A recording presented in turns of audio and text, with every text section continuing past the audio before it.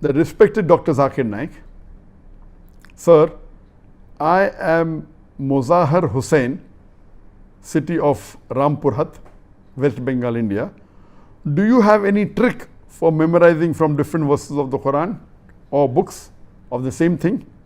A similar question asked by Brother Fahim from Kashmir, from Pakistan.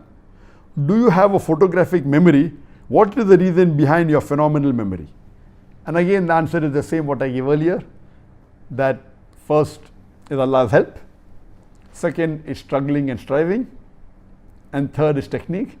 There are various techniques for memory which you get when you do MBA courses, which is called as mapping and all the others. And believe me, all these techniques have got limitations. The best is help of Allah. Certain things are there that when you memorize something, after about 20 minutes, again rehearse it after 2 hours, again after a few hours. The more you rehearse it and revise it, the more chance it will be part of you.